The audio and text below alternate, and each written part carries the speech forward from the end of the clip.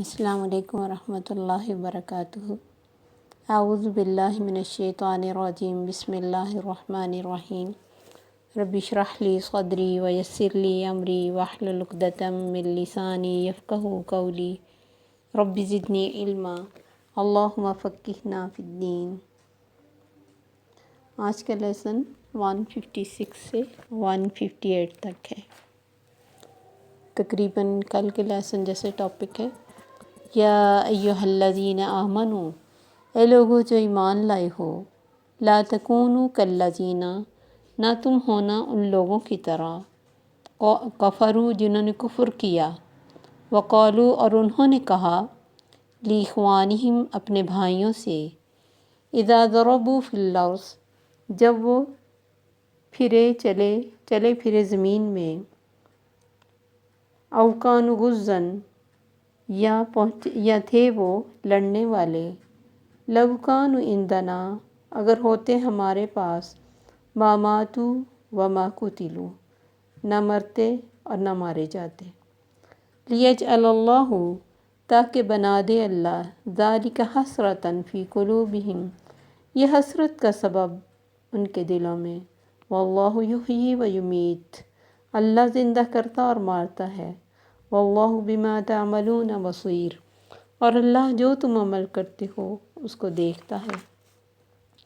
وَلَئِن قُتِلْتُمْ فِي سَبِيلِ اللَّهِ اگر تم مارے جاؤ اللہ کی راہ میں، او متتم یا مر جاؤ، لَمَغْفِرَةٌ مِّنَ اللَّهِ البتہ بخشش ہے ضرور اللہ کی طرف سے اور رحمت، خَيْرٌ مِّمَّا يَجْمَعُونَ بہتر اس سے جو وہ جمع کرتے ہیں، وَلَئِن مُتْتُمْ أَوْ قُتِلْتُمْ اور اگر تم مر جاؤ یا مارے جاؤ، لَإِلَى اللَّهِ تُحْشَرُونَ البتہ اللہ کی طرف تم اکٹھے کیے جاؤ گے۔ تو اللہ فرماتے ایمان والو، ان کافروں جیسے نہ ہونا جنہوں نے اس طرح کی باتیں کی جو انہیں کفر تک لے گئیں، اور ان کے دل تو پہلے ہی صاف نہیں تھے۔ پھر مزید انہوں نے اپنے بھائیوں سے کہا، اگر جو زمین میں چلے تھے، جو جنگ میں گئے تھے، ہمارے پاس ہوتے تو مرتے نہ اور نہ ہی مارے جاتے۔ جبکہ مومن ہمیشہ عقیدت تقدیر پر ایمان رکھتا ہے، کافر کو یہ ایمان نہیں ہوتا، اس لیے وہ کاش کہہ کر دکھی ہوتا رہتا ہے۔ آپ نے تو فرمایا کاش شیطانی لفظ ہے۔ عقیدت تقدیر پر ایمان کا چھٹا حصہ ہے اور اس سے حوصلہ پیدا ہوتا ہے۔ مقدر پر یقین رکھنے والا مایوس نہیں ہوتا۔ یہ باتیں کرنے والے کفر کے پاس پہنچتے ہیں جب انہوں نے اپنے بھائیوں سے کہا کہ یہ کیا کیا، ہمارے پاس رہتے تو مرتے نہ، موت تو آنی ہی ہے کہیں بھی آئے، اور کوئی 10 سال جیے یا 100 سال یا 200 سال، جانا تو اللہ کے پاس ہے۔ تو جب جانا ہی اللہ کے پاس ہے، پھر جب اس نے بلا لیا تب جانے میں کیا اعتراض ہے؟ اب دیکھیں کہ وہ لوگ جو جادو کے لیے موسیٰ علیہ السلام کے ساتھ مقابلے کے لیے آئے تھے، جب ان کو فرعون نے دھمکی دی کہ میں تمہارے ہاتھ پاؤں کاٹ دوں گا اور تمہیں پھانسی دے دوں گا، تو انہوں نے بڑی خوبصورتی سے کہا کوئی فرق نہیں پڑتا، جانا تو اللہ کی طرف، اور تو ہم سے صرف اس بات پر انتقام لیتا ہے کہ ہم اللہ پر ایمان لائے، کوئی فرق نہیں پڑتا، لا ضیرہ کوئی مشکل نہیں، مار دے تو مارنا ہے تو یہ ہوتا ہے مومن۔ مومن تو کبھی بھی موت سے نہیں گھبراتا۔ یہ جو باتیں ان کی تھی، اس سے صاف پتہ چلتا تھا کہ ان کا خیال تھا کہ موت آئی صرف جنگ میں جانے کی وجہ سے، ورنہ مرنا ہی نہیں تھا۔ یہ کیسے ہو سکتا ہے کہ کسی کی موت آئے اور وہ بچ جائے؟ آپ نے وہ واقعہ شاید سنا ہو کہ حضرت سلیمان علیہ السلام کے پاس ان کا ایک وزیر بیٹھا تھا، اور ایک شخص اس کو غور سے دیکھنے لگا، اسے ایک دم سے ڈر سا لگا۔ اس نے سلیمان علیہ السلام سے کہا مجھے جزیرہ باماس میں پہنچا دے جو اس سے ہزاروں میل دور تھا، مجھے اس شخص سے ڈر لگ رہا ہے۔ آپ نے ہوا کو حکم دیا اور اسے وہاں پہنچا دیا۔ تھوڑی دیر کے بعد ابھی وہاں پہنچے ہی تھے تو وہیں پہنچ گیا وہ شخص۔ کہ تم کون ہو؟ کہ میں موت کا فرشتہ ہوں، میں حیران ہو رہا تھا کہ موت تو تمہاری تھوڑی دیر کے بعد اتنی دور جا کے ہونی ہے اور تم ادھر بیٹھے ہو، اس وجہ سے میں تمہیں دیکھ رہا تھا۔ تو اینما تکونوا یدرککم الموت، جہاں بھی تم ہوگے موت تمہیں پا ہی لے گی۔ وَلَوْ كُنْتُمْ فِي بُرُوجٍ مُّشَيَّدَةٍ، چاہے تم مضبوط قلعوں میں بند ہو جاؤ۔ تو یہ کہنا کہ ہمارے پاس ہوتے تو نہ مارے جاتے، نہ قتل ہوتے، یہ بات صرف شیطانی الفاظ ہیں۔ کیوں؟ لِيَجْعَلَ اللَّهُ ذَلِكَ حَسْرَةً فِي قُلُوبِهِمْ، یہ اللہ نے ان کے دلوں میں حسرت بنائی کہ ہائے ہم ایسا نہ کرتے، کیونکہ یہ حسرت جو ہے اس کا کوئی اینڈ نہیں ہوتا، یہ شیطانی الفاظ ہے نا، تو یہ دل میں دکھ ہی دکھ پیدا کرتے رہتے۔ اللہ آگے فرماتے ہیں وَاللَّهُ يُحْيِي وَيُمِيتُ، کوئی اپنی مرضی سے نہ زندہ رہتا ہے نہ مرتا ہے، اللہ زندہ رکھتا ہے، اللہ مارتا ہے۔ وَاللَّهُ بِمَا تَعْمَلُونَ بَصِيرٌ، اور اللہ جو تم عمل کرتے ہو اس کو دیکھ رہا ہے۔ موت تو آنی ہے، اگر وہ اللہ کی راہ میں کوشش کرتے ہوئے آ جائے تو اس سے بڑی خوش قسمتی کیا، کیونکہ اس سے تو اللہ کی رحمت اور بخشش کا وعدہ ہے۔ یہ تو دنیا و ما فیہا سے بہتر چیز ہے۔ ہم زندہ کیوں رہنا چاہتے ہیں؟ کیوں ہمیں زندگی سے اتنا پیار ہوتا ہے کہ زندگی سے انجوائے کر سکیں، گھر سے، بچوں سے، اپنی لائف سے، حالانکہ کب تک؟ آخر تو یہ ختم ہونی ہے۔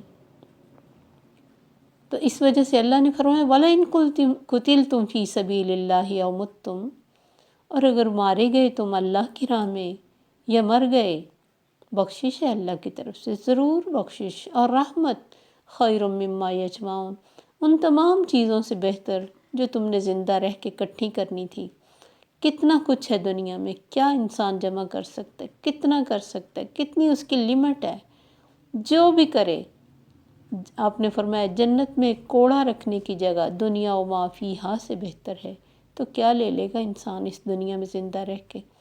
اور اگر اللہ کی راہ میں وہ جان چلی گئی تو کیا بڑی بات ہے، اللہ ہی نے تو دی تھی، جان دی ہوئی اسی کی تھی، حق تو یہ ہے کہ حق ادا نہ ہوا۔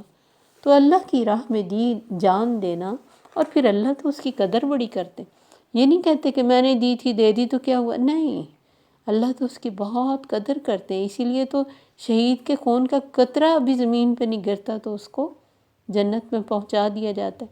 کوئی اللہ کی راہ میں جائے تو صحیح، کوئی ایفرٹ لگائے تو صحیح، اللہ تو بہت شکور و حلیم ہے، اس لیے فرمائے بخشش ہے، مر بھی گئے مارے بھی گئے کوئی فرق نہیں پڑتا، رحمت ہے ان ساری چیزوں سے بہترین جو تم جمع کر رہے ہو زندگی میں، جو جمع کرنا چاہتے ہو، یا جو پھر نہ جمع ہونے کی حسرتیں دل میں لے کے بیٹھے ہو۔ ہم کہتے ہیں نا فلاں کی تو ابھی شادی نہیں ہوئی، فلاں کے تو بچوں کی شادی نہیں ہوئی، اور یہ کوئی دنیا میں اللہ نے کسی کو لکھ کے نہیں دیا کہ تم یہ کام کرو گے تو پھر میرے پاس تمہیں آنا ہے، نہیں، ہر ایک کا ایک ٹائم مقرر ہے، اور جو اس کے لیے بیسٹ ہوتا ہے وہی ٹائم مقرر ہوتا ہے۔ ہمیں لگتا ہے کہ وہ بیسٹ نہیں، حالانکہ وہی بیسٹ ہوتا ہے۔ زندگی کے کچھ سال گزرنے کے بعد جب ہماری لائف چل پڑتی ہے تو ہم دیکھتے ہیں کہ واقعی کچھ لوگوں کے جانے سے بعض دفعہ بہت خیر آ جاتی ہے، اور یہ کیونکہ ظاہر ہے کسی کے جانے کا دکھ بہت بڑا ہوتا ہے نا، تو جب انسان اس دکھ کو برداشت کرتا ہے تو پھر اللہ کی طرف سے خیر آتی ہے، اور وہ خیر بے شک اس انسان کی کمی چاہے کبھی پوری نہ ہو، لیکن انسان کو بہت اچھی طرح کمپنسیٹ کرتی ہے خیر، اور وہ انسان ریلیکس ہو جاتا ہے اگر اس کا اللہ پر یقین ہے، اگر وہ اللہ کے ساتھ جڑا ہوا ہے۔ ورنہ تو آپ دیکھیں کہ بعض لوگ غم میں اتنے نیچے چلے جاتے ہیں کہ خود ان کی اپنی لائف ختم ہو جاتی، جن کو اللہ پر یقین نہیں ہوتا، جن کا اللہ سے لنک نہیں ہوتا، تو ہر لحاظ سے اللہ کے ساتھ تعلق بہت ضروری ہے۔ وَلَئِن مُتُّمْ أَوْ قُتِلْتُمْ لَإِلَى اللَّهِ تُحْشَرُونَ، اور میرے بندو اگر تم مر گئے یا مارے گئے، جانا تو اللہ کی طرف ہے، اکٹھے تو وہیں ہونا ہے، کہیں بھی بھاگ جاؤ، کہیں بھی چلے جاؤ، کتنا بھی جی لو، جانا تو وہی ہے۔ اسی لیے موسیٰ علیہ السلام کے بارے میں مشہور ہے نا کہ جب ان کو موت کا فرشتہ آیا تو انہوں نے اسے تھپڑ مار دیا تھا۔ وہ اللہ کے پاس کہ اللہ کے آپ کے نبی نے مجھے تھپڑ مارا کہ مجھے کیوں لینے آئے؟ دوبارہ اللہ نے کہا جاؤ اسے پوچھو کتنا جینا چاہتے ہو۔ انہوں نے آ کے کہا اللہ پوچھ رہے ہیں آپ کتنا جینا چاہتے ہو؟ انہوں نے کہا جتنا بھی میں جینا چاہتا ہوں اس کے بعد کیا؟ انہوں نے کہا اس کے بعد پھر موت ہے۔ کہا پھر مجھے ابھی لے جاؤ، پھر جی کے بھی جانا تو وہیں ہے، تو پھر ابھی کیوں نہ چاہوں جب اللہ کا حکم آیا ہے۔ تو ایک دم سے ویسے جیسے وہ ایک جذباتی ان کی یہ تھی، تو اس سے انہوں نے یہ کیا۔ لیکن یہ کہ اللہ کی طرف جانے سے ان کو انبیاء کو کبھی نہیں ہوا کہ ہم کیوں جا رہے۔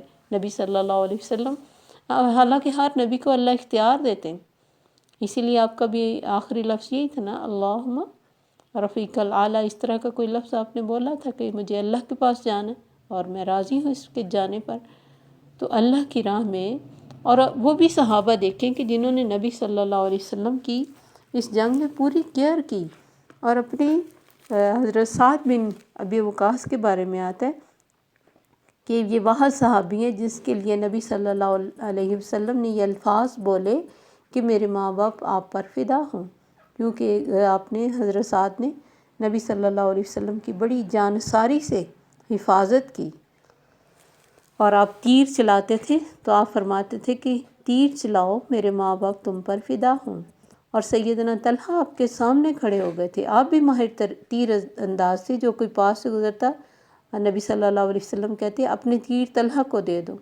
پھر ایک وقت ایسا آیا کہ کافروں کے تیر روکنے کے لیے سیدنا طلحہ کے پاس کوئی چیز نہیں تھی، اپنا بازو آگے کر دیا، سب تیر اسی پر برداشت کرتے رہے، حتیٰ کہ ایک بازو شل ہو گیا تو دوسرا آگے کر دیا۔